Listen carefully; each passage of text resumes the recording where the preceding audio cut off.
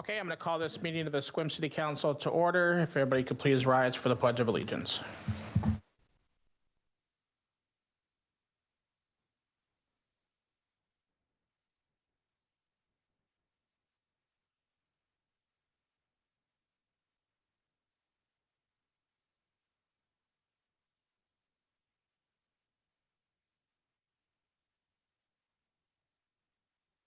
And if the city clerk could please take roll call. Councillor Kathy Downer. Here. Councillor Dan Butler. Here. Councillor Vicky Lowe. Here. Deputy Mayor Rachel Anderson. Here. Mayor Brandon Janice. Present. Councillor Harmony Rudder. Here. Councillor Tom Farrell. Is there a motion to excuse Councilor Farrell? So moved. I second it. Moved and seconded. Is anybody against his excuse? All right, seeing none, motion passes. All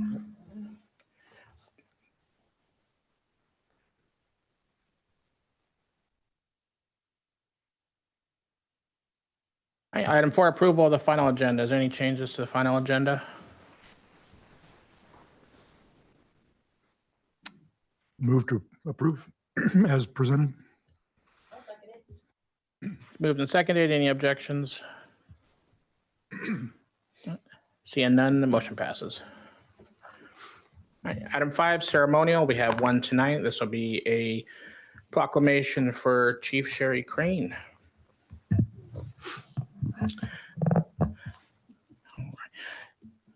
So this is recognizing Chief Sheri Crain for exceptional leadership and dedicated service.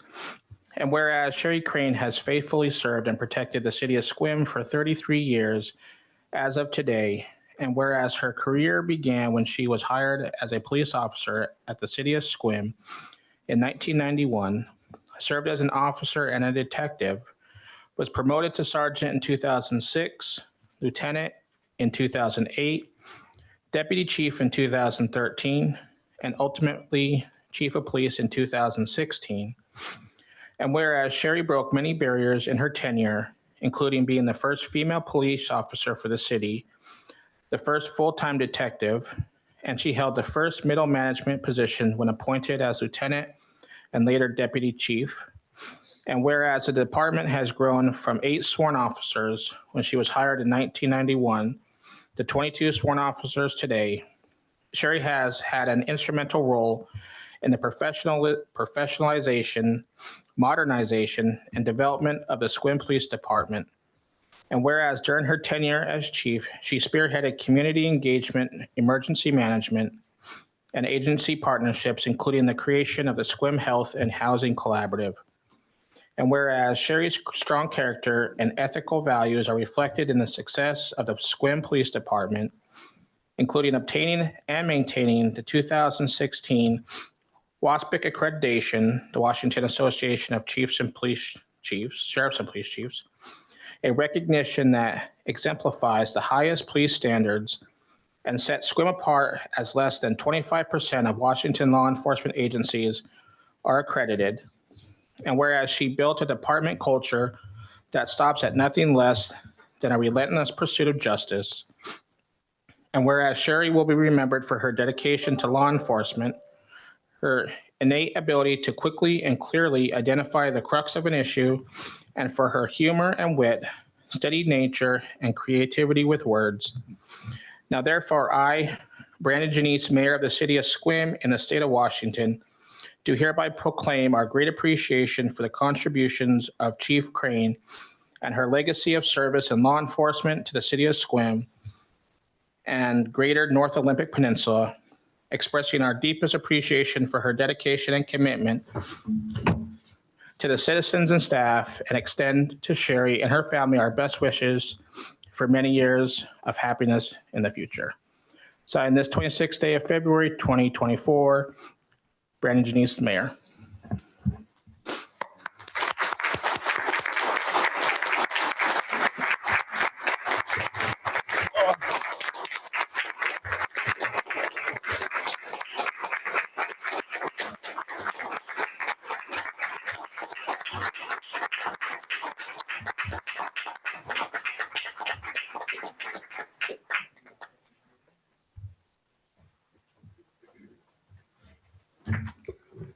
So Brandon says I can say a few words, so it'll be just that, a few words.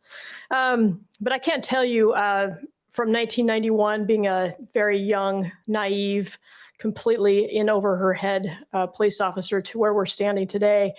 I can't tell you how proud I am to have worked for the city of Sequim this entire time. This city has developed into just a jewel.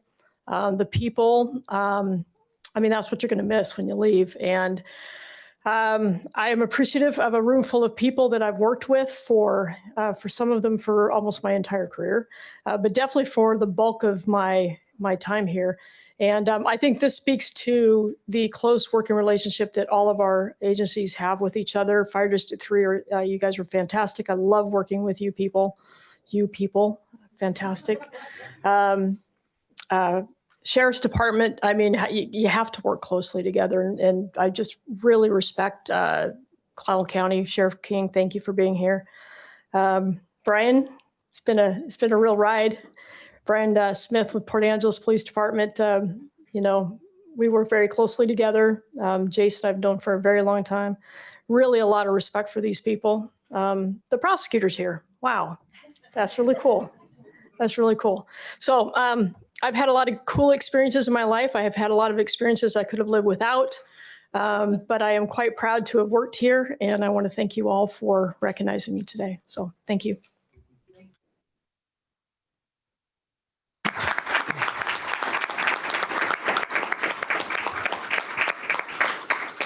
And I'd also like to invite Sheriff King up. He had a presentation followed by PAPD Chief Smith and Deputy Chief Vieta.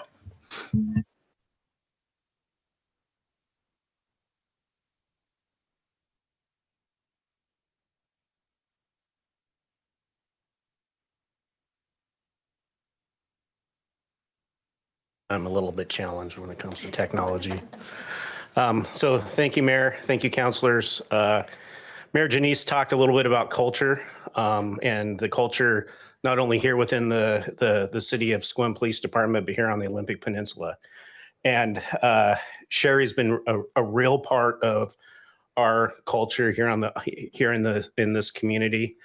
It is very rare that when we travel across the state and talk with other leaders across, this state, and we talk about the culture that we have here on the peninsula and the cooperation that exists between the agencies, and they're just flabbergasted. They're flabbergasted as to how well we work together. And Sheri's really a part of that. And so I have a plaque here for her. It reads, in recognition of 33 years of service. That's correct, right? That is correct. 33. Chief Sheri Crain, you have served the Sequim Police Department, City of Sequim, and all of Clallam County with honor, dedication, and selflessness. With heartfelt appreciation for your invaluable contributions and wisdom you brought to Clallam County's law enforcement community, the Clallam County Sheriff's Office wishes you all the best in your retirement.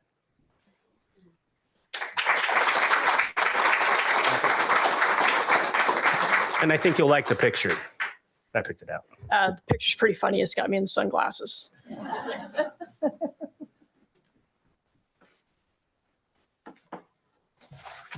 So also, thank you, Mayor and Council. Chief Vieta and I appreciate the opportunity to come say goodbye to our friend. And I'm going to read the plaque. Then I have a couple of things, and I want to turn it over to Chief Vieta because he's going to have some really cool things to say as well. So presented to Chief Sheri Crain in recognition of your dedication, service to the law enforcement profession on the Olympic Peninsula. You've been a friend, a partner, and a leader. And I think you guys have heard some examples about that tonight. With gratitude and appreciation from your friends at the Port Angeles Police Department. So friend, I met Sheri in actually in Under Sheriff Ron Peregrine's office. And I'd been here a couple of days, and you go to a new place. I'd been somewhere for 27 years with my old agency, and I had a little bit of buyer's remorse. So I meet Ron and Bill and Sheri, and I'm thinking, you know what, this is going to work out just fine. Sheri and I became friends from that moment I met her, and I was very impressed with her. And, it's kind of like, you kind of like, oh, everything's cool here. People like Sheri work here, so I'm going to have a good time. So partner, There's nothing that I could come up with as an idea or like, you know, why don't we do this, that Sheri wouldn't say, you know what, that's a great idea. How can I help you? The mobile data, LERMS, CAD project from 15 years ago, Sheri was a big part of that. So all the stuff that we get to do, you know, Tony was part of that work consortium with District 3 Fire, but you know, I can't take credit for any of the work. It was all people like Sheri that, you know, spent hours and hours making that happen. And then Leader, I heard recognition of her wellness and housing initiative. That sounds just like Sheri, something above and beyond her that benefits everybody else. We went to training at WASPIC a couple years ago, and we saw a great presentation on employment wellness. I think Mike was there, and Jason was there, and Brian was there. And of course, great idea. That's something we ought to pursue. So when we get back, Sheri made sure she reminded all of us on how valuable that would be. And that effort we did last year with our company that came in and did a full top to bottom cardio workup on us, which is probably just the beginning of doing that. Sheri has a lot of credit of sort of holding us accountable and having us work on that together for the benefit of everybody else. So with that, I want to turn it over to Chief Vita. I thought I was supposed to save this story until later, but I feel like my boss just ordered me to tell it. And so I can't disobey an order. I've known Sheri for about 30 years, and I've really appreciated knowing her and being a part of the same law enforcement community that she is a part of. About 25 years ago, a crime wave hit Sequim, and Detective Sheri Crain was the next detective up on the wheel and caught the case. Guy from Port Angeles came to town and stole a bunch of VCRs. I'm not making that up. That's what happened. It's an old story. Anyway, Sheri was a good detective, and she very quickly solved the case, came to Port Angeles to make the arrest. And I happened to be the guy that was working that night that got to help her find this guy. And after a brief attempt to flee, we picked him up and got him down to the interview room. And so you're looking like you don't remember this. Don't pretend that you don't remember this. Anyway, it's only been 25 years. Come on. And so what I did to Sheri is I started kind of a good cop, bad cop routine, but I painted myself as the good cop, and she had no choice but to pretend to be the bad cop. And as if anybody knows Sheri, this is the one and only time that she's ever been in this situation. And she did the best she could with it, but it was a real startling surprise for her to suddenly be put in that position. It's just one of my favorite Sheri memories. I always savor that, just that I did that to her right in the middle of when she was trying to do some serious work. But anyway, the crime was solved and everything's okay. And it's not really that big of a deal. I mean, she's not really that bad. Okay. Anyway, thank you for listening.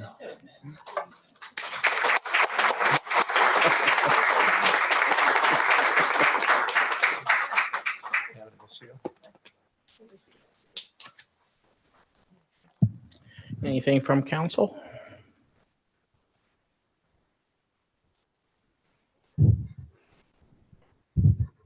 At the chance of crying. I think I'll just say that I am so grateful that I came to spend my time at a place where there is someone like Sheri Crain who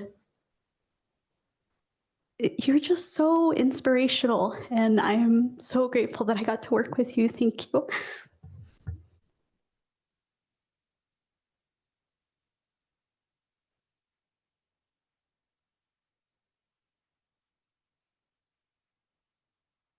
I also felt like I had moved to the correct community when I got here.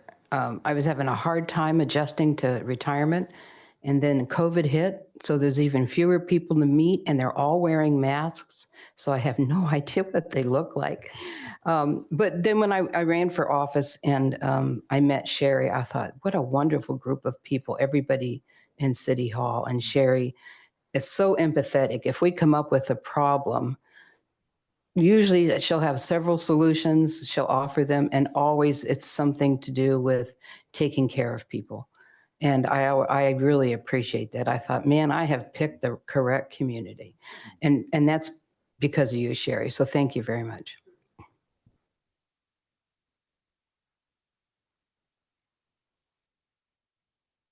Anything else from council?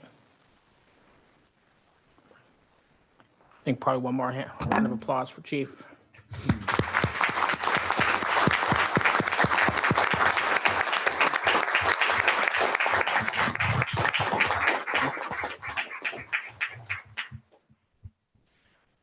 All right, moving on. Item 6, public comment. City Clerk.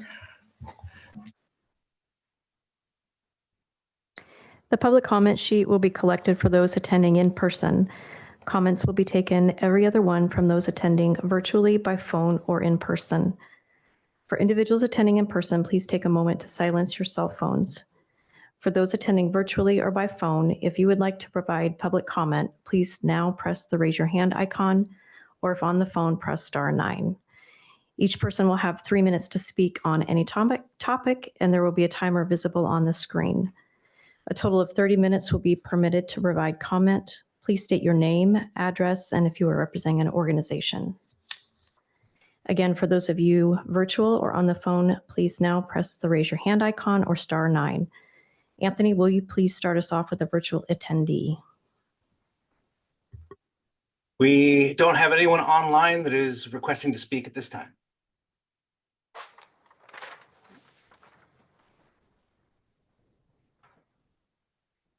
And no one has signed up in person, so that concludes public comment. All right, moving on to item 7, consent agenda. Can the City Clerk please read the consent agenda?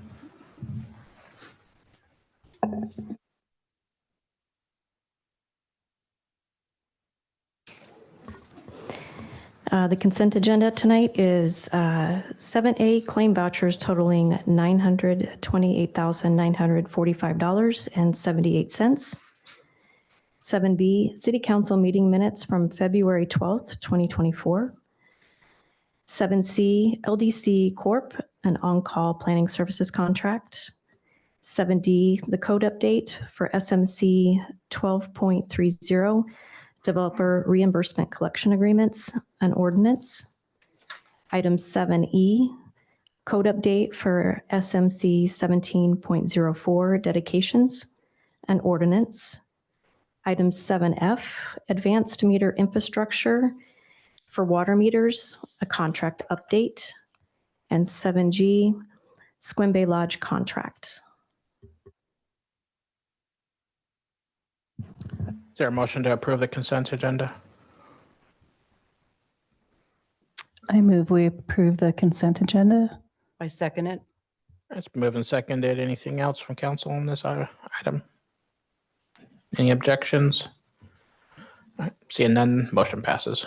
All right, item 8A, this will be a code update, Sequim Municipal Code, Chapter 15.04, the adoption of the 2021 building code. This will be a public hearing. And before we open the public hearing, will the City Clerk please read the instructions? Soon the mayor will open the public hearing and take comments from people attending virtually and in person. If you are in person and would like to provide public comment, please sign in on the public hearing sign-in sheet. If you are attending virtually via Zoom and wish to provide public comment, press the raise your hand icon, or if you are on the phone, press *9 when the mayor asks for comments. Then when the last 4 digits of your phone number are called out at the appropriate time, unmute your audio by dialing *6. Then state your name and city or county of residence. Comments are limited to 3 minutes, and there will be a timer visible on the screen. Please avoid comments not related to the subject of the hearing. Participants will be disconnected after speaking. Again, raise your hand or press *9 when the mayor calls for public comments.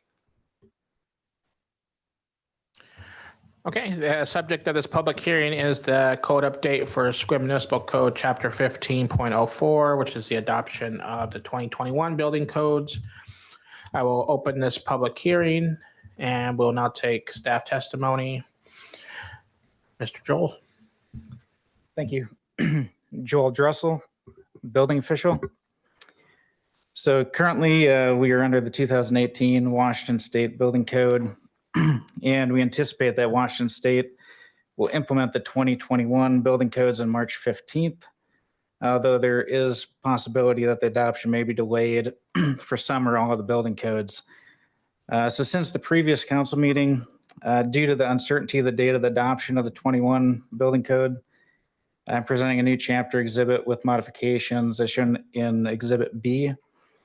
And the only modifications made since that last council meeting are the removal of the reference to the code cycle year and adding the language as adopted by the state of Washington. This will eliminate the need to bring Title 1504 to council with every code cycle change and keeps the city in compliance with the current state building codes, despite any delay at the state level. As stated in the last council meeting, some of the other local updates to Title 1504 include requiring all businesses to have a current certificate of occupancy, allowing the use of stock plans, changing the expiration date of over-the-counter permits, and clarifying fees. The ancillary code changes remove a restriction for accessory structures, remove the review timeline restriction for building permits and site construction permits, and establish a time frame for payment of permit fees. So staff recommends approval of the proposed ordinance amending SMC Chapter 1504, Building Code, and SMC Chapters 1859 and 2001. Do you have any questions?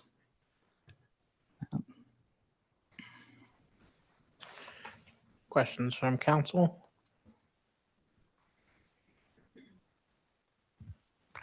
All right. We'll now move to public comment. Anyone signed up for a public comment? No one has signed up in person. Anthony, is there anyone online? No, we have no one online.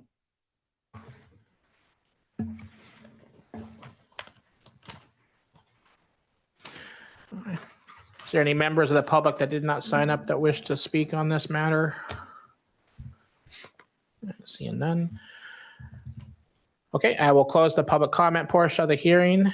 Is there any further council discussion on this item?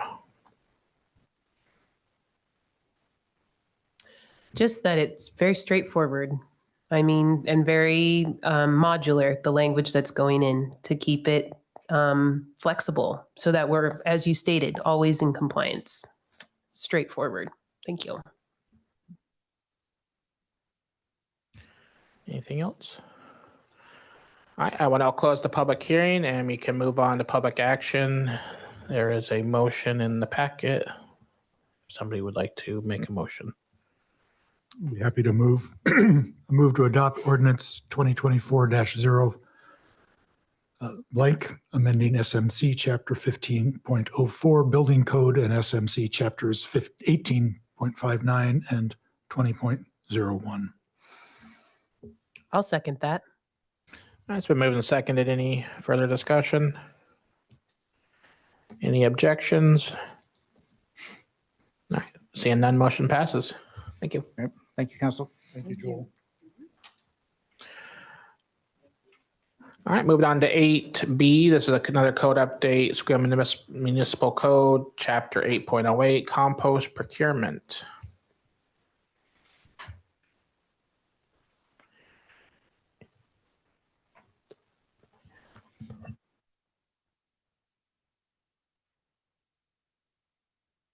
Okay. So hi, I'm Megan Euchre, Resource Analyst with Public Works. And what you have in your packet here is an ordinance that is required by state law for many cities and counties across Washington state. It's part of a larger organics management law that was passed in 2022 at the state level. And essentially, the intent is really to help create, as more requirements are put for communities to divert organic waste from the landfill or from landfills, then to create sort of a market for that compost that would be created by that diversion. And so It's pretty standard language, similar to something that was adopted by Clallam County. Okay, she's in. Something that was adopted by Clallam County and would be required to be adopted by City of Port Angeles as well. So again, this will be something that we will be setting up a pretty easy tracking system. We report to the state annually on how much compost we procure. And there's a lot of flexibility in how this is written in, if compost isn't available or if the price, is kind of cost prohibitive for certain projects. There's just ways to be flexible so that it makes sense what we do procure. So, I recommend that you move this ordinance to consent agenda for the next council meeting and adopt it as written, unless you have any questions. Questions from council?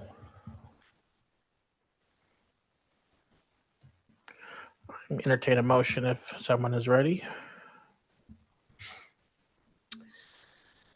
I move to waive the second touch on this matter and direct staff to present an ordinance on the consent agenda for the next available meeting, please. Is there a second? I second that. All right, moved and seconded. Anything further from council? Any objections? All right, seeing none, motion passes. And you got the next one as well. So it's 8.C electric vehicle program update. Okay.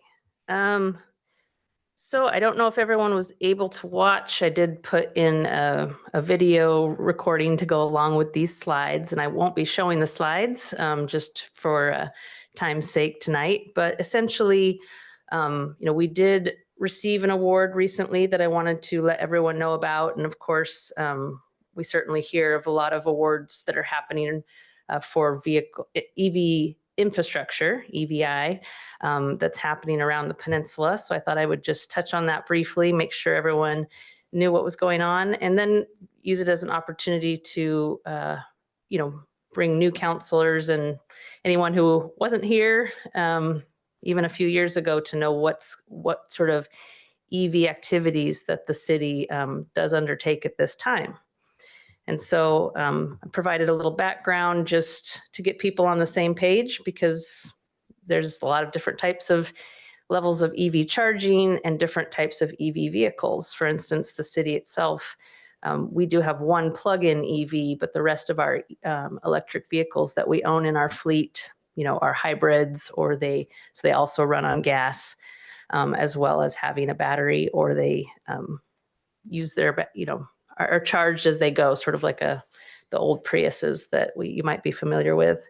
So again, we, even back in 2012, passed a code update so that EV infrastructure could be installed in our communities. We did install 2 chargers on Govan at the PUD property that we operate. And so I did provide a little update on that, on how many sessions we have every year, what that means in terms of, CO2 that's reduced, which is of course a goal of a program like this. It was also a pilot program to bring folks to downtown. So those are slow or level 2 chargers, so they don't go super fast. So people are encouraged to, stay in shop while they charge. It's not a huge moneymaker. In fact, we do kind of subsidize that a little bit to generally a tune of about $1,000 between the 2 chargers there. Through a grant obtained by Energy Northwest, we should be getting an additional 4 chargers, including 2 fast chargers at that same location, but they won't be operated by us. They'll be operated by a private company, which is a pretty common, way of doing things. There's some at Safeway, you might know. There's some at Holiday Inn. So there are chargers around the Sequim community. And again, I did provide a map. You can you can look at a few different maps and see there's one charger that's listed on one map and not on another. So it's not a perfect map, but it does show that we have considerable chargers already in Sequim and kind of within driving distance in the area. So, and then again, continuing to come, there's going to be a lot of EV chargers placed along Highway 101. So certainly the state government is working to bring that into our communities along 101 for traveling. And let's see, anything else? I guess I just basically wanted to present this as kind of, for your consideration as you start as kind of a new configuration of council. You're going into your goals and you might be thinking about EV, you're getting questions from constituents. So just some things to, kind of to know the background of what we do as a community here in Sequim or as the city, what we have to offer for EV, and then just to think about, long-term goals. And again, I know there was, I put on the last slide some sort of considerations about, what you might want to be thinking about. And just to remind you that we do have another grant, which hasn't got, the work hasn't really got underway, but that's with Jamestown Sklallam Tribe, as well as Squaxin Tribe and Clallam PUD, that is around EV planning. So again, continuing to look, where, for instance, where power is. You have to consider where power is if you're going to pop in a couple of, chargers for cars, and then just looking at like what the community might, what the community's interested in, what kind of private operations are coming along and things like that. So to really kind of look long-term in terms of our EV, building out EV infrastructure.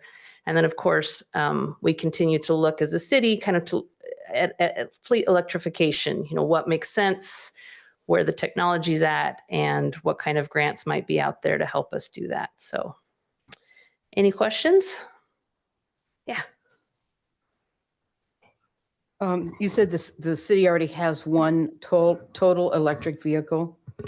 We have 6. Again, if you look at that first slide, sort of whether there's an EV that self-charges, like the braking power might charge the battery within. We have one plug-in, which means, where we actually... Where do they plug it in at? Where is that charger at? So we don't actually have a charger. They plug into like a level 1, like just into an electrical socket. So we do that generally at our shop. And that's a 4-hour charge? 24 hours. Yeah, I think, Oh my gosh. yeah, when you're going level 1, it goes slow when you're just at your electrical outlet. So Fine for around town.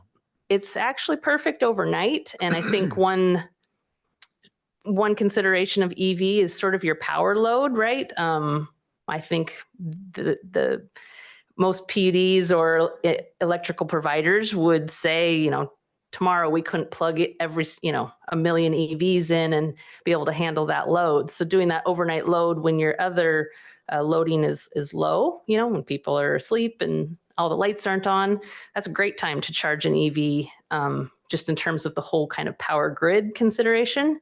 And it's perfect for overnight when employees aren't working. The nice thing about that EV is the battery can actually run the car for about 50 miles easily. So that's pretty much everything you would do in a day when you're just going around the city of Sequim for your activities. But then if you're going out of town, you use up the battery charge, and then the gas kicks in, so you can just, go on a longer travel. Not a total electric car then? It's a hybrid. Okay. Yeah. I'm familiar with those. Yep, just one hybrid. Mm-hmm.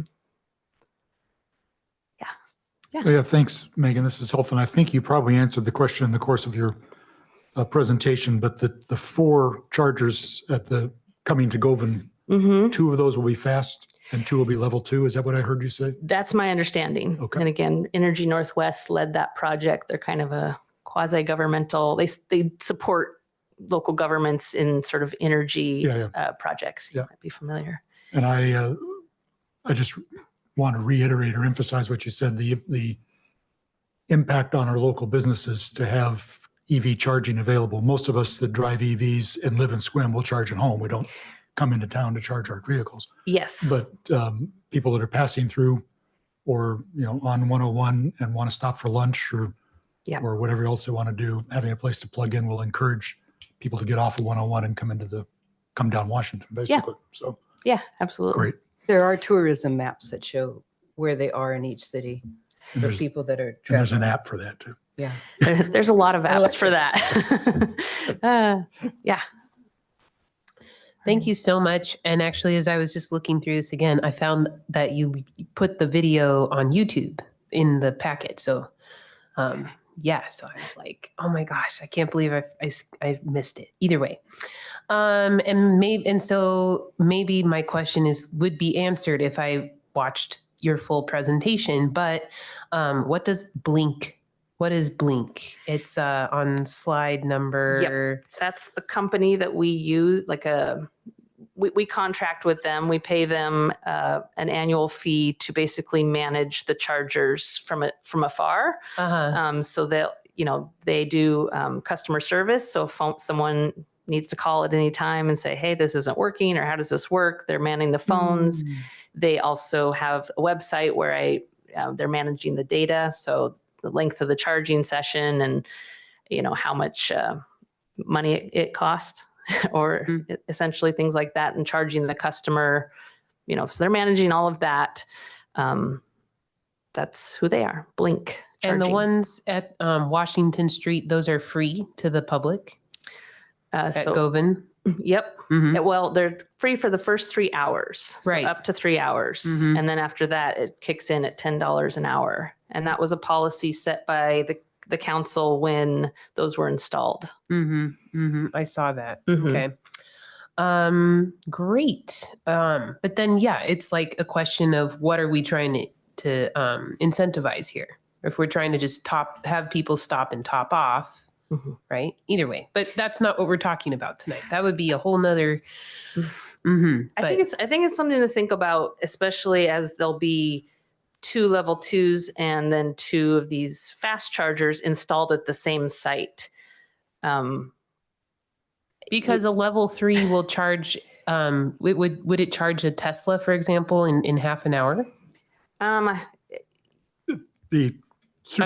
pointing at you because you have a Tesla. I'm the Toka Tesla driver. The superchargers that are at Holiday Inn will go from 20% to 80% in 30 minutes.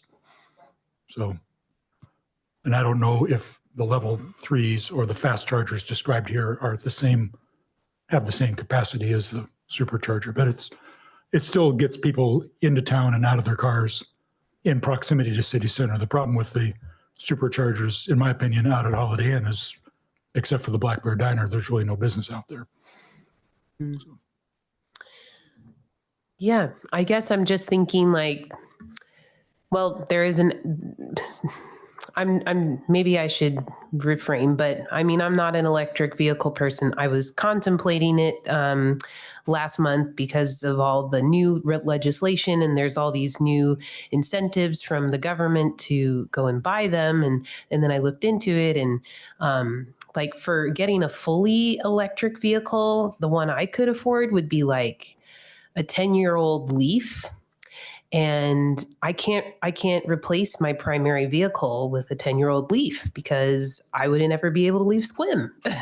So I don't know. Yeah, going to visit family in other places would be, or just going even to Port Angeles might, depending on the day, the logistics would just get funky. So I was thinking, I'm bringing this up because if we're going to have stations.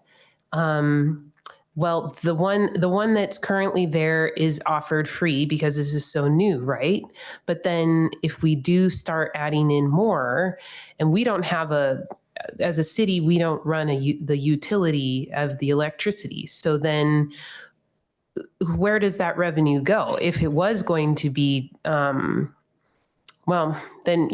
mean, I guess for this purposes, we really just want to incentivize people by working with those providers so that they're in Sequim, so that people are coming to our city and patronizing our businesses. But I guess it's just an interesting question of like, well, if you want gas for your car, there's no free gas stations. That would be kind of fun, but no, I'm just kidding. Either way, I digress. Thank you very much for the information. I think that's some good things you're thinking through there. Absolutely. Yeah. Let me digress. I have been paying $75 a year in the state I came from and in this state to drive a hybrid gasoline battery car. And every time I question it, because that's the type of person I am, they say it's for the state to provide EV chargers. And I said, but I can't use an EV charger. I do not drive an electric car. And that's the way it was set up. I think it's really, if you think about it, it's to make up for not paying as much gas tax, which is how the state, every state, finances upkeep on their roads. So eventually somebody's going to have to figure out a way to finance road repair besides charging people gasoline tax. Maybe not in my lifetime, but in some of you younger people. So think about it. Thank you.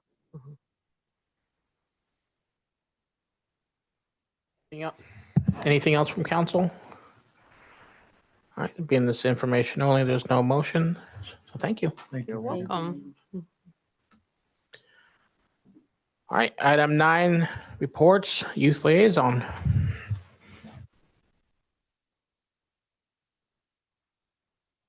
Hello. Okay, so there's a lot going on this week and the following weeks. So regarding the dual bus routes that we talked about last council meeting, they just sent out the survey to students today.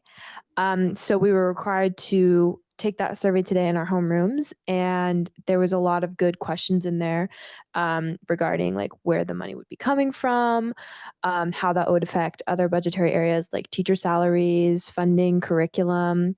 So hopefully the school districts gets a lot of good data from that.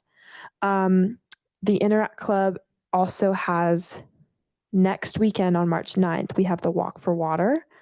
And so that will hopefully be funding a well. Where is it? Last year was Ghana. Yeah, last year was Ghana, but we don't know where it is for this year. But we still need to raise a lot of money for that. So hopefully we meet our goal for that by next weekend. And we do accept donations through the end of March. So if any of you want to donate, talk to us after. The pageant, the Sequim Irrigational Festival pageant was on Saturday. So there were 4 candidates. So last year's 4 candidates all stepped down. They went much more willingly than the year before that went. So they all get a scholarship as well as getting a lot of community service hours from that.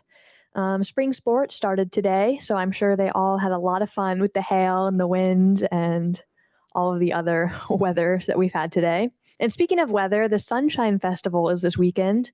We are hoping for sunshine. There will be tents this year, so even if there's not sunshine, you'll still stay dry.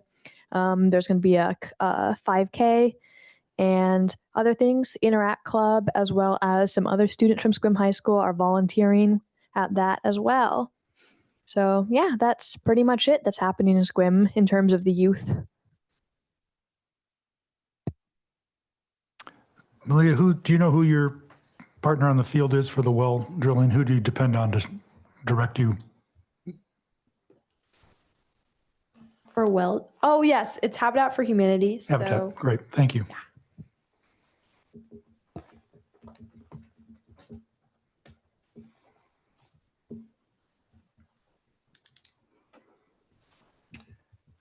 All right, moving on to 9B, City Manager Report. Mr. Hewish. Thank you. Can you hear me okay? All right, so I apologize for, I sent you all an email earlier and the traffic it was snowing in Seattle when I got on the freeway at 4 o'clock. Took 2 hours just to get to Tacoma, and there was a wreck on the Narrows Bridge. So I'm still in Tacoma. Thank you for indulging me. A couple things. The first thing on the agenda, there's a 9B1, and I believe that is I want to respond to the mayor's request to provide an update on the noise ordinance. So I think that was what that update was referring to. I did hear it's been a joint or kind of a collaborative effort between our police department and our legal department. They've outlined a couple of bullet points here. I'll just update you all on. I think some of our residents, besides council members, are interested in that. So they've been working on this for a couple months, as I've mentioned before. They've really started with looking into research into laws and ordinance options that are out there. Most of the options appear to kind of drop into one of two different methods for evaluating noise. The first one is a decibel enforcement style ordinance, where you'd actually have to go out and measure the decibels and enforce it that way. The MRSC does not recommend the decibel noise measuring device methodology. And the second one is use of a nuisance process style ordinance, and that it's a nuisance to neighbors or to disrupting the community. So they are probably going to go with number two, the nuisance process style. They are now currently they've gathered other cities in Washington that have adopted that process, that style of ordinance, and that is functioning pretty well for those cities. A final draft of that ordinance is in review right now for completeness and thoroughness with the legal department and PD. And so the next step is to kind of finalize that and bring it to council in the next, I think it's the next couple meetings, meeting or two. So any update on that? I think that's what 9B1 was all about. I have a question real quick regarding that. So if we go with option B, is it going to be completely different than the nuisance ordinance we have right now currently? I don't think we have one right now. City manager is correct. Didn't we have a chronic nuisance ordinance that we passed a while ago? Oh, I'm sorry. Excuse me. I thought you were talking about the noise ordinance. Yeah. Is it going to be completely different than the one that we had for, I would say, things like, what was it, code issues? So I will admit that it has been a little bit since I've looked at this draft. I would imagine that it would be an amendment. The ancillary code amendment would involve some change to our code enforcement practices, but it's not typically going to be something that is a chronic nuisance as currently described in our code. Our code for chronic nuisances is more along the lines of, if there's habitual criminal activity or other types of things that can make it a chronic nuisance. Does that make sense? Does that answer your question? Okay, thanks. Any other questions before I move on? Dan Butler here, Matt. Thank you and sorry for your inconvenience today. With option B, going with the nuisance route makes sense in terms of kind of the day-to-day, but ultimately, is there some sort of a objective, my neighbor doesn't like the noise. How do we know whether or not that's risen to a level that it needs some interference? I think that's the advice we're getting, and the PD will know better than this. But the information we've got from MRSC is that that's really hard. It depends on the instrument that you measure the device or the noise decibels with, how far, how high, all of those things. The more kind of tight that cities have tried to make it a super quantitative or objective measurement, kind of the worse it gets. So I think nuisance is what I've heard is the most enforceable, with complaints and that kind of thing. But I'm not the subject matter expert. So. It's in that category of it's hard to define, but you know it when you hear it, right? There you go. Yeah. Excuse me, counsel, if I may, purposes of the record, Christina Nelson Gross. Yes. So the objectivity as the city manager described is precisely that. It becomes very challenging for a lot of ways, and it allows for attack and criticism for the calibration, the decibel meter, in many of the same manners as people will often attack the breathalyzer system. So that is one of the big components of that. And obviously the public policy behind driving under the influence versus noise ordinance, there's some disparity there. But what I will say is that in typical ordinance enforcement cases, I know that the police department has been really pretty effective in just using the, knock and talk, hi, we've had a complaint. And so the actual amount of, what would I say, repeat visits to a single residence is actually quite small. And so, to that extent, the police have been very good at getting compliant. So we would expect that any enforcement of a noise ordinance would probably be the exception rather than the norm. And we would develop that case in the same manner as we would in any other code enforcement case where there's some subjectivity and some other things like that involved. It wouldn't just be a one-time complaint. Thank you. Any other questions? I'll move along, but feel welcome to reach out if you want. I think the officers would like, and some of the residents seem to want to point to an ordinance, whatever that is. And again, the knock and talk is the way to go, and just it would help them a little bit. So enough on that one. So as a second item, I really just have a bunch of other things to catch you up like I normally do, but I wanted to give Heather a moment. I think this is where she and I talked about turning the mic over to her for a moment to update council on the process on a high level for filling a vacancy on the council. Is that correct, Heather? That is correct. Thank you. Perfect. So just a very high level view of the process for filling Tom's vacancy. We will follow the process that's required by RCW. It's also outlined on page 15 of the council rules. And it is a process that past clerks have followed for filling a vacancy. Just to give a very brief rundown of a timeline. Next week, I will come back with an agenda item, and it will be a detailed outline of the process and the timeline. Council will vote to approve it, or they can modify it as they choose. And council, you guys will have the opportunity to discuss supplemental interview questions that will be asked at the interview. So the application has standard questions that will basically requirements for applying for the position or for the vacancy.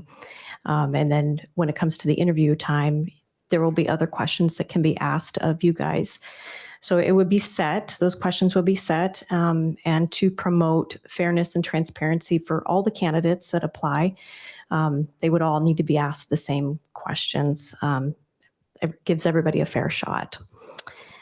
So that would be the March 11th council meeting. And the day following that, I will post the application, and it will be open for 2 weeks till the following council meeting, which would be March 25th.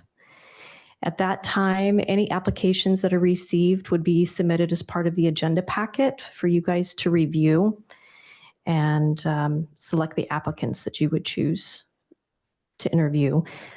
The third meeting would be April 8th, and then that would be where the interviews take place. So that's held as a public hearing, and then you will convene to executive session to evaluate and discuss, and then you would come back into regular session and then vote in regular session for who you would like to choose. And then whoever you choose that evening, the oath of office would be administered at that time. So just a couple final notes. Council has 90 days from Tom's last date to get the vacancy filled, and that date is June 29th.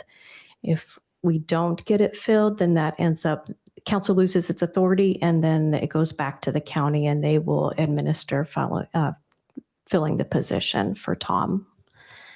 I hope that answers. Do you have any questions? Thank you, Heather. Okay. Is there anything you need from us prior to next meeting? Besides thinking of questions potentially? We don't have a meeting planned, but if we need to set one up, I mean, the process requires at least 3 meetings, but if there need to be more, I think we can probably. I don't think there's anything that we need from council at this point, other than, as you said, Brandon, just be thinking about the types of things that would be helpful. And I know some of the council members have, it is hard to ask the same kind of question of each applicant, but I'm constantly, I mean, you know, all the hiring that we're constantly doing in the city, and that's the hardest one for a lot of us to follow. But I'm reminded all the time by Emily in HR that to be fair and equitable, you can't, you know, you got to kind of ask them the same question. Now you can ask follow-up questions as you wish, but it needs to appear to be the same interview types of questions. So anyway, we can talk about that next time, but that's an important fairness principle, kind of HR principle. So anyway, okay. Any questions for Heather before I'm sorry, I feel like I'm taking a lot of your time tonight. Does it have to, besides the legalese questions that you have to ask, does it have to be questions as long as everybody gets the same opportunity to participate? I'll turn that over. I hate asking questions. You want them to tap dance? I mean, if I want to play chess against all of them, to see who beats me, then I'll pick them. But I just hate you describe a time questions. There has to be a better way to interview than ask a whole bunch of questions, because again, asking the same question to 10 different people. I think we can work on those questions kind of offline, and they can be, I think, your questions, whatever you all agree to. But whatever you agree to needs to be the same for the applicant, at least the initial question, and then you can ask follow-up questions and kind of pursue their answers thereafter, but how they respond. But anyway, probably we can fine tune that as we get closer. I guess it's a think outside the box type of question. Yeah. Instead of your standard, describe a time where you worked well with somebody else type of thing, because that's just me. Okay. And I think I sit on a lot of interviews at the state level with the agencies and think about situations that we've had and ask how they would have responded to somebody coming in and making a public comment and saying that this or that happened. You can have questions like that are like real life has happened, and see how they think they would answer or respond. Yeah. I don't think meaning staff is going to propose those questions. I look forward to hearing from you all, and we're happy to organize them or whatever, bring them back to you for you to, get 4 thumbs up or whatever. But I agree, Vicki, that would be the right way to go. Make them real. I probably have some questions I'll send you that we've used in interviews. All right. Everybody know what their homework is? Any questions? Okay. All right. Can we? All right. Well, thank you, Heather. I'm sorry, Council. Can we please speak into the microphone for the record and for the minutes? Thanks. All right. I'm going to scoot down my list here. Thank you again. I apologize. I'm remote. So a couple quick just things, excuse me, from the city manager office. There was some questions about what are we doing with the proclamations that the council is passing or reading, and the city has created a site on the webpage under City Council, and so you can just go to that page, and then you can find proclamations there, and then it will take you to all the proclamations, and that's part of the Laserfish search So you can also search to see, you can see what is already been loaded there or search for other things. So I just wanted to, I can send you an email with more description in that should you wish. The next thing I wanted to mention, I think I mentioned this last time perhaps, but this city of Sequim finally got confirmation back that we did earn the Well City designation for 2024. Out of the 281 cities in Washington, only 117 actually received this sort of designation. And it's more than just a designation. By meeting all the criteria to be a well city, it actually translates into a 2% discount in our premium with AWC. So really an important component, and that's relative to our medical premiums in 2025. So, kudos to our wellness team and to all those that worked pretty extensively. I think Marta kind of leads that up in our HR department. So thank you to that. Wanted you to know that Barb, in the communications, we had several meetings last week with the vendor, ETC, who did our community survey. They were fine-tuning the executive summary. We still haven't, we got a rough draft, but there were some things they needed to clean up. So that should be coming this week, as well as we haven't been trained in the software yet. But we are putting it on the council agenda for March 11th. There'll be a PowerPoint with an audio overlay, and then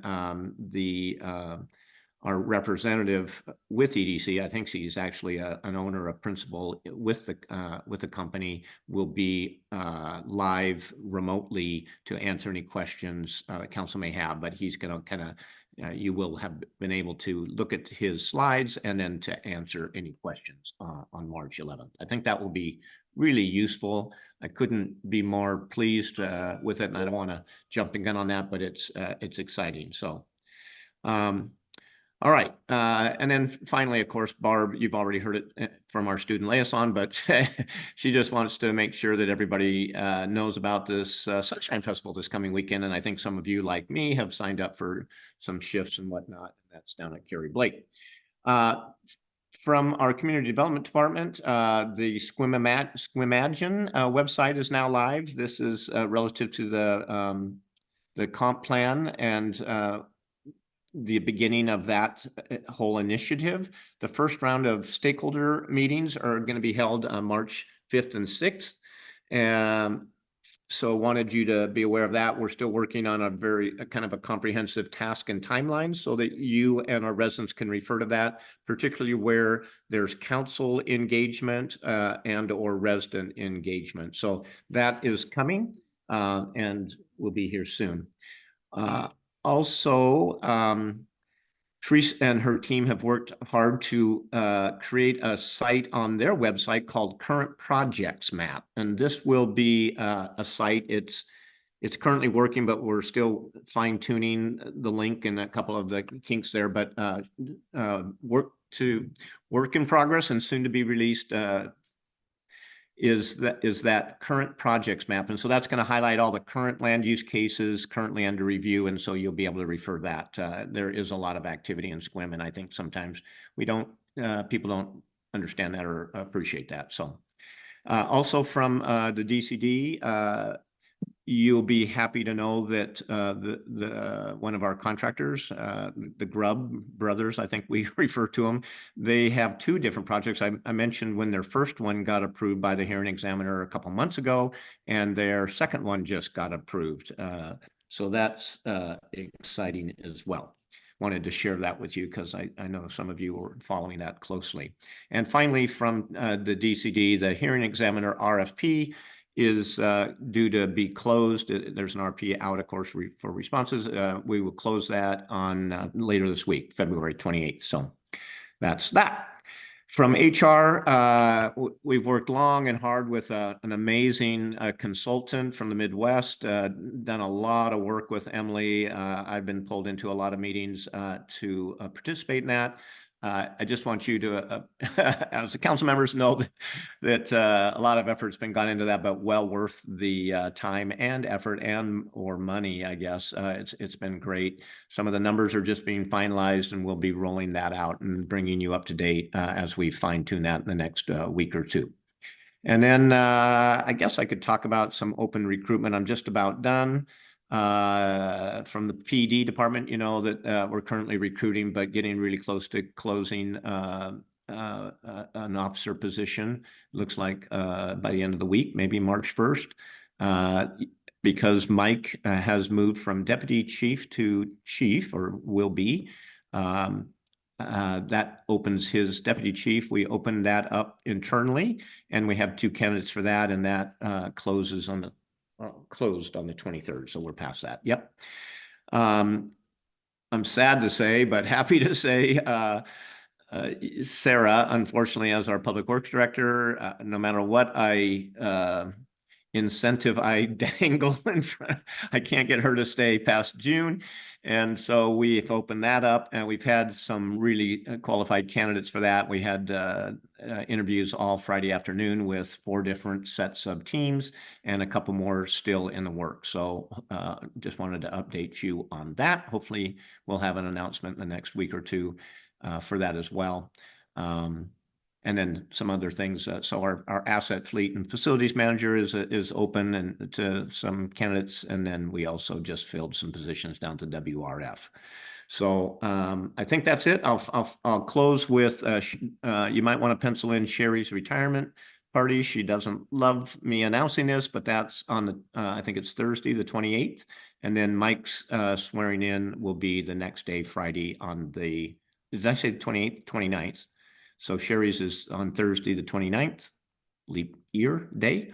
And then Mike's swearing in is on the next day, Friday, March 1st. So sorry for the long report. Any questions from me?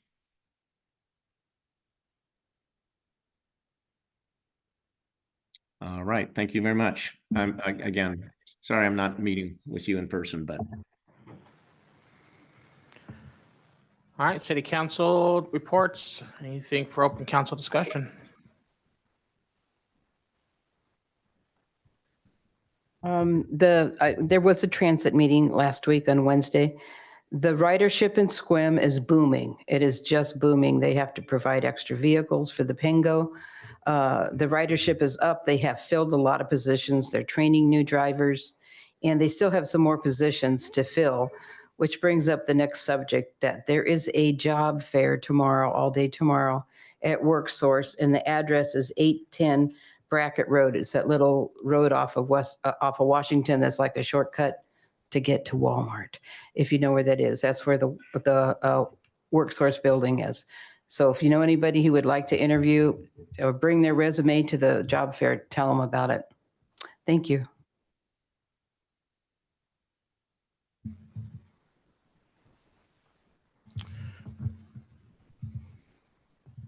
Hello. So I'll try to keep this brief, but there's a couple things on my list. Really briefly, I also went to the Irrigation Festival pageant on Saturday. It was amazing. I'm glad that Vicki Maples came and invited us to go and attend. Those are very, very talented, all ladies this time around. And yeah, they were amazing. I look forward to seeing more of the Irrigation Festival as it comes along. Okay, so then city action days, I'll try to keep this really brief. As I said last time, it was really awesome. And I think that I would have gotten a lot out of it I got a lot out of it being a newly elected person, but I think I would have gotten a lot out of it no matter what, because there were people there who were long-running council people, mayors, other city managers and deputy managers, other planning people. Sharice and I went. It was great. She's not here anymore. That's okay.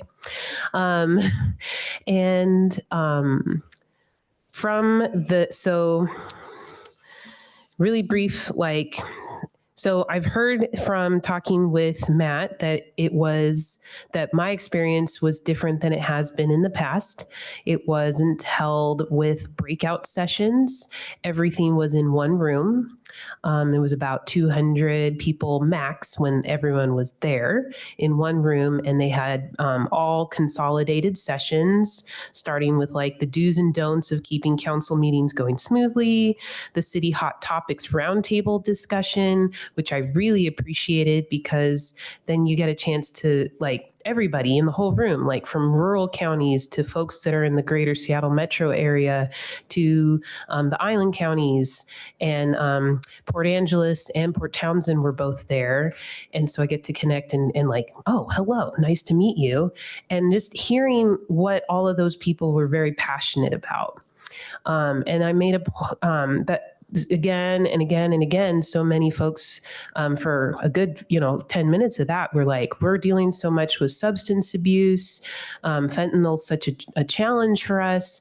And I mean, after hearing 4 or 5 people stand up and just talk about it, I was like, hello, you can come and talk to me about the Jamestown Slalom. They're awesome. Our Met clinic is amazing.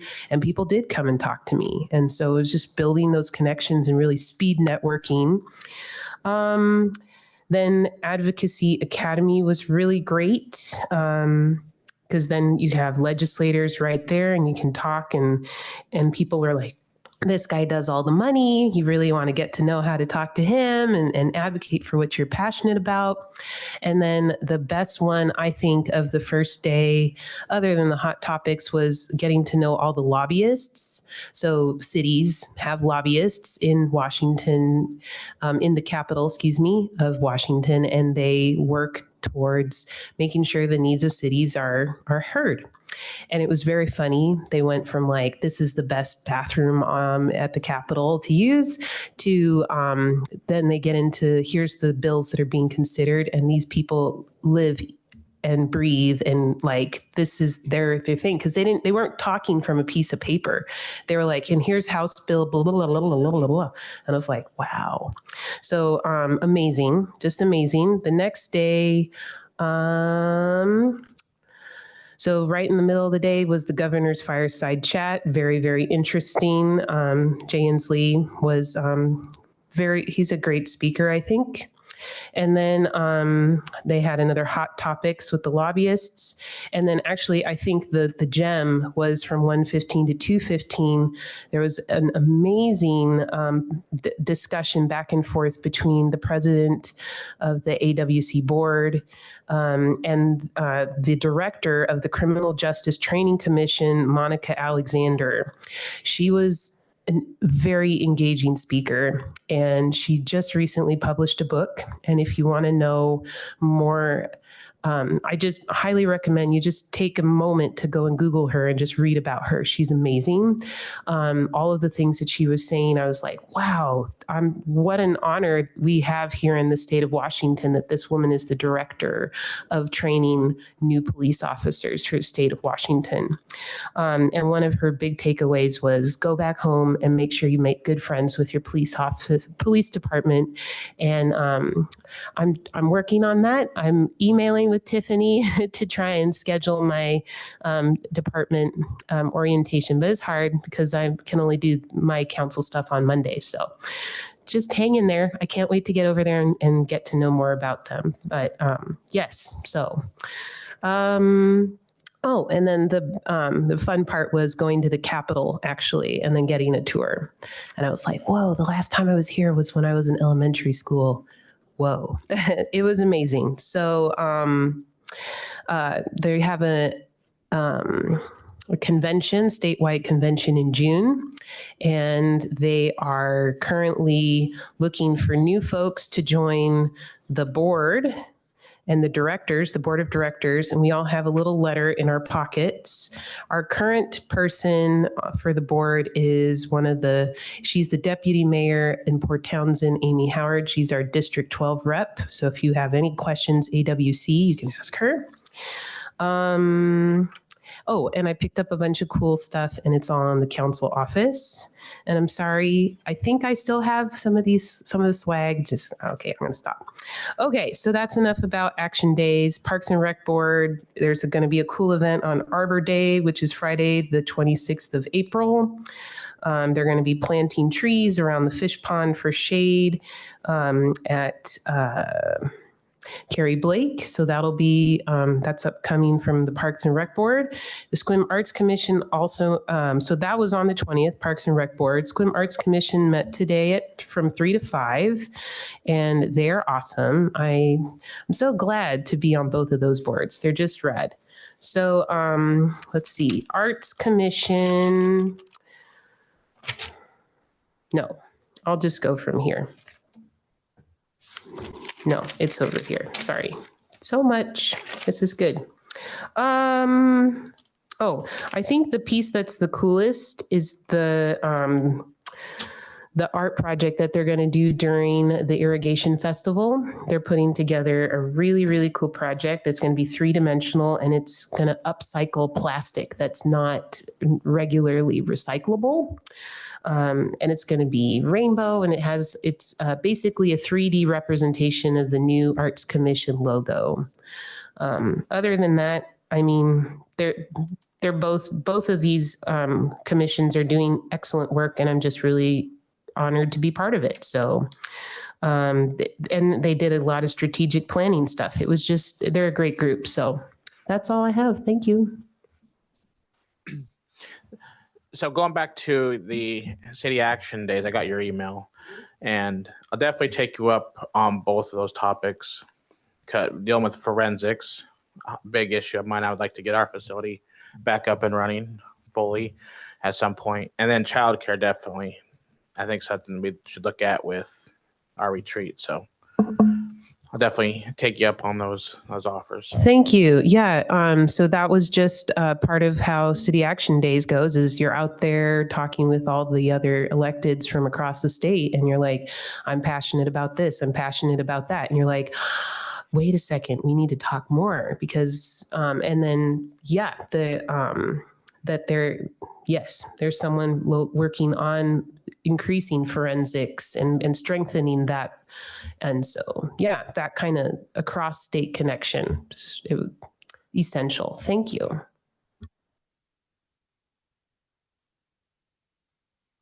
Anything else for open discussion?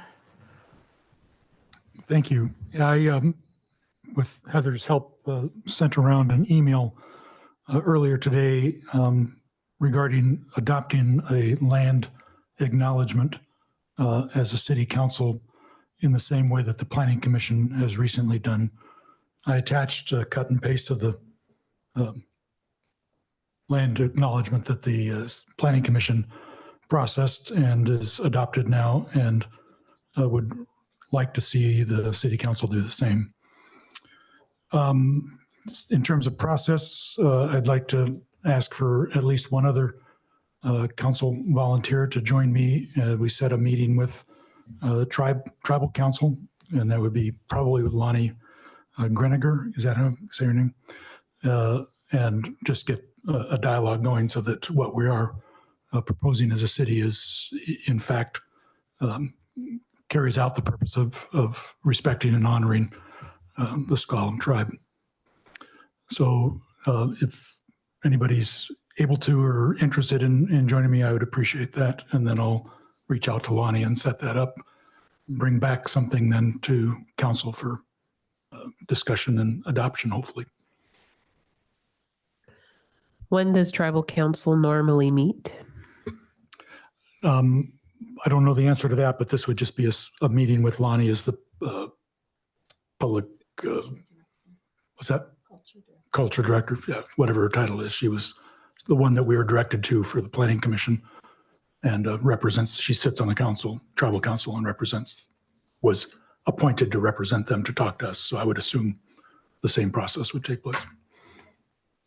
And I don't know, I don't have a particular date until I get a couple of people, and then we can start working on calendar. I'm interested in being there. Good. Thanks, Rachel. Good. We'll take the next step and then I think the next thing will probably be proposing an agenda item. Okay, yeah, if it gets done before next agenda meeting, just shoot it to me and we'll get it put on there. Anything else from council? All right. Retreat facilitator discussion.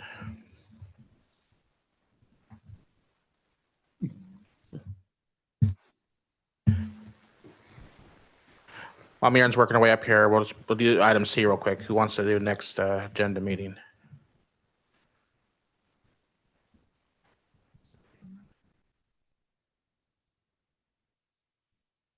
I think I say this every time, but I'll be there. Is that March 5th? Yeah. Yes. Just a heads up though, whoever does it's playing mayor that next meeting, just FYI. Oh, shoot, I'm busy. So who's up for it next meeting? You're not going to be there? No, I'll be here, but again, I want everybody to have that opportunity like Rachel did last year or something. So Is it still at 2:00, the agenda planning? yeah. Okay, so the 5th at 2.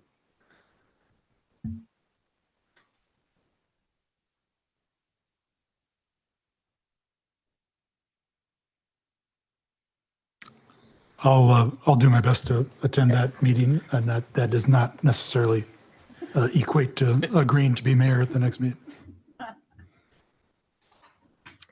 Hi, Council. Marin Packer, Executive Assistant with the City Manager's Office.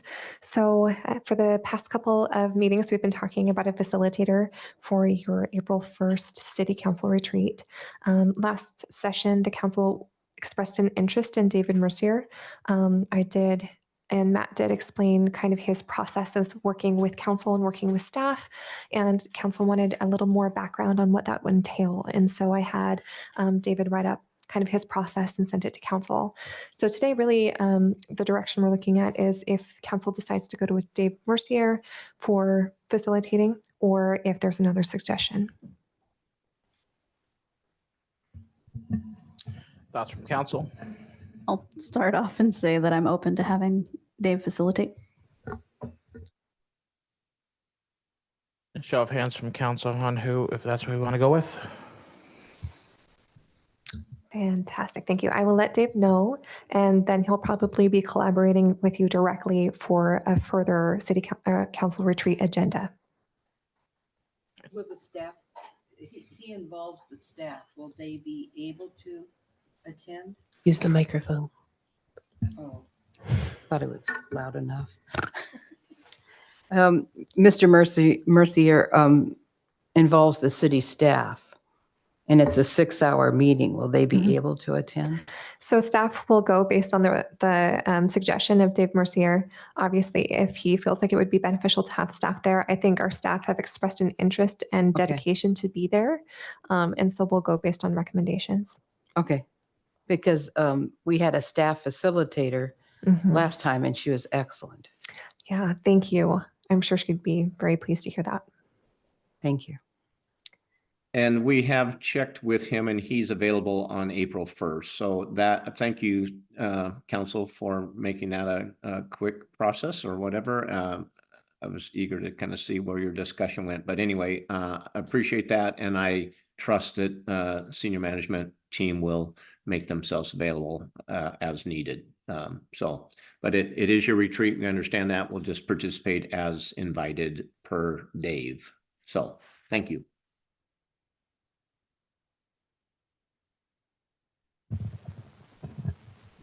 And I guess one last thing before, at least that I have, is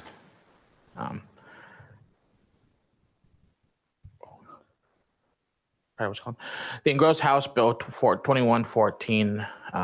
I think it's up to House vote, right? What you said, Councilor Lowe, the Senate vote. Passed the House. Yes, right. It's in Senate Ways and Means. It was supposed to be heard today in the executive session. It did not get heard, but there were 70 bills to be heard. I don't see it on the agenda in the next 2 days, though. So for those isn't good. interested in seeing that pass or whatever, it's travels are. I have on my own personal court written letters to several different legislators as well as Councilor Lowe. So anybody interested in following that, feel free to send person. I think we've all called and sent emails. We are talking about the capping the rent in the state of Washington to a 7% raise, and I cannot believe that our elected officials would vote that down, but we'll see what happens. All right. Anything else from council? I hope it doesn't snow I on hope it Saturday. snows. I really hope it doesn't snow on Saturday. But I'm going to say this. I'm already signed up for the sun run, and I'm going to do it whether it's snowing or not. So I'll see you all there. It snowed last year and people ran with little kids. All right. Next meeting will be March 11th, 6 p.m. This isn't another one for. There will be an executive Well, there- session at 5 p.m. Okay. The executive session for city manager, that's, It's either that or. It'll be city manager evaluation. yeah, okay. That's before the next one. I'll be calling in from Texas. Sounds like a country western song.